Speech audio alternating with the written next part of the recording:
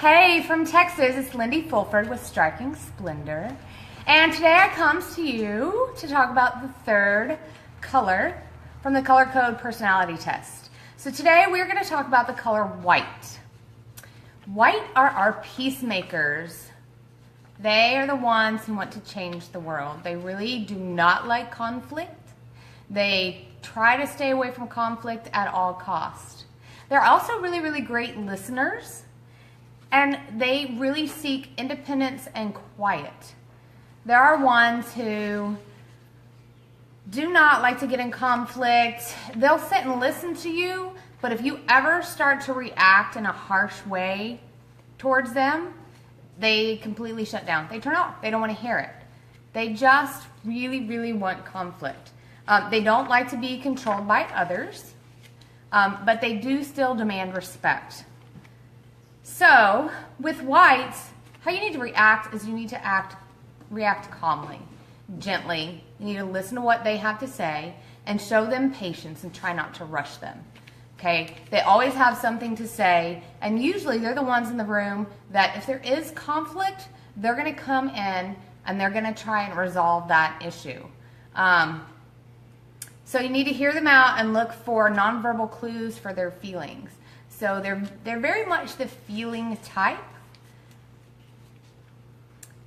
You also cannot overwhelm them with too much at once. They really, really, and I know I already said this, but they hate confrontation. So this one is actually a hard one for me. I'm really glad with the color code test that they give you some results that help you learn how to deal with people that fall into a different color code for their personality. Because I do not have a lot of white in me. I tend to like to be the one that likes to argue. I will argue until you believe that this guy is purple polka dotted.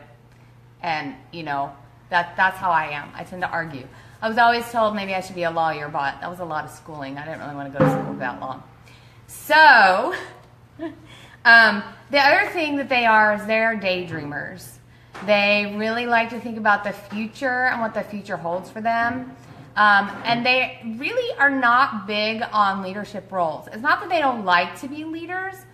They don't like it forced upon them. Again, this comes back to the whole conflict resolution, right? They kind of want to do their own thing in their own way. They're really mellow.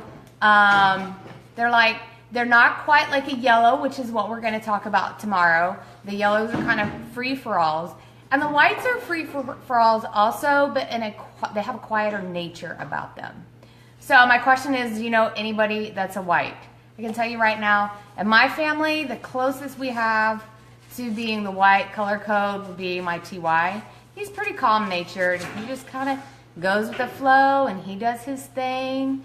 But other than that, everybody in my family is really, really loud. So we don't fall into the white category very much when it comes to the color code personality test. If you've met my family, you know we're pretty loud, and we kind of like things done our way. So, all right, you guys, I hope that you learned a little bit something about the white color code. And if you have not taken the color code test, make sure you go out and take it. It's really, really interesting. And if you have a chance and you want to download the larger version of it, make sure you do so. Because you're really going to learn a lot about how to deal with those people that are just, you know, innately built different than us. That's why when we talk about politics, or we talk about religion, or we talk about anything that has to do with change, we all react differently. And it's the same way in a marriage, right? If you're one color and your spouse is another color, it's really important to understand what color they are and find out how you can work and listen and how to react to them. Because if you're reacting to a white the way you would a red, you're not going to get the results that you're seeking. So, as I was talking to Ashlyn this morning, it was funny because there are things that are good and bad about each color from this color code test.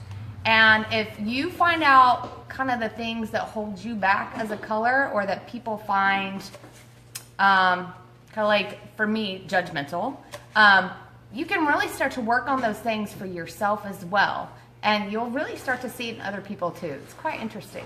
All right, you guys, I hope you have a wonderful day, and I'll catch you on the other side.